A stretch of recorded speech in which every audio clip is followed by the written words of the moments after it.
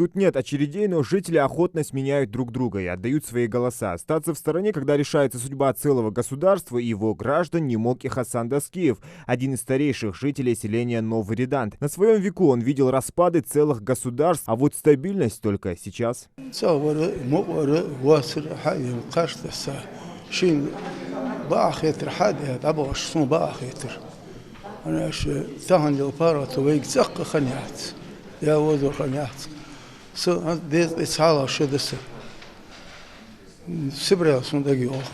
المشتلين بيقدروا خلوا شوية وديعون بيكون بيرنسون بوتشي أو سمت تان باراتي بق الدرقة ناك باراتي حجي خمدش داخل. Перед голосованием обязательный ритуал. Всем измеряют температуру, выдают индивидуальные средства защиты, и только после этого вход разрешен. Как говорят сами жители, главное проявить активную гражданскую позицию. Сегодня пришла на выборы как активный гражданин проголосовать, выразить свое мнение.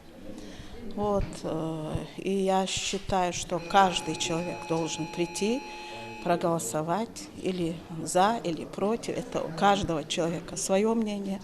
Я тоже самое сделаю.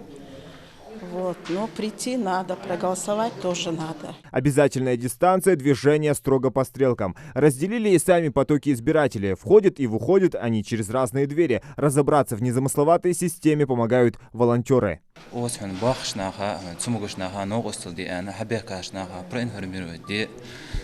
Может проголосовать, дистанции соблюдать, направление, информации, что предоставляет Осмотрят в оба наблюдателей. На избирательном участке они следят, как проходит общероссийское голосование, чтобы все было строго по регламенту.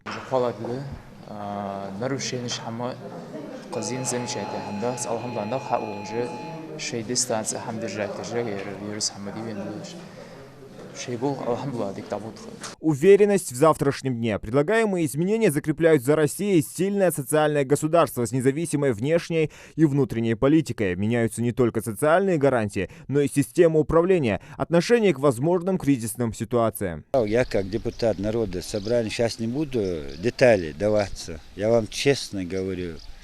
Как депутат, как ингуш, как гражданин Российской Федерации, таких поправок в Конституции, как сегодняшний, никогда в истории Советского Союза и Российской Федерации не было. Есть очень хорошая поправка, вот так называемые наши политики, бизнесмены. Они по сей день большинство пользуются двойное гражданством. Когда здесь возбуждают уголовные дела, за 2 часа покидает Российская Федерация. Будущее у них не будет возможности даже занимать мелкую должность государственной власти. Это, я считаю, большое достижение сегодня для каждого гражданина Российской Федерации. Есть поправки детей материнства, есть поправки увеличения каждый год по несколько раз пенсии нашим старикам. На УИК 514, который расположился в местной школе, ожидают почти 1630 избирателей. Явка голосующих хорошая. Это говорит о том, что жителям не безразлична своя судьба. Больше людей утром, потом обед чуть стихает, к вечеру идут. Неплохая явка, я вам скажу. И мне хотелось, пользуясь случаем, сказать избирателям, чтобы люди пришли, выразили свою волеизъявление, за они поправки, против они поправок. Поэтому я не скажу, что плохо, очень хорошо идут люди, очень активно участвуют, голосуют. Всего в Малгобекском районе ожидают 32 893 избирателя. Оперативно работают 23 УИКов. Члены комиссии успевают не только принимать голосующих с 8 утра и до 8 вечера, но и параллельно выезжать на заявки вне помещения, то есть на дом. Если ранее проголосовать дома имел право только больной, скажем так, по уважительной причине, а сейчас любой желающий, который хочет проголосовать дома, такую возможность имеет. С 5 по 30 июня избирком работает в таком короче составе, то есть 4 человека на участке бывают.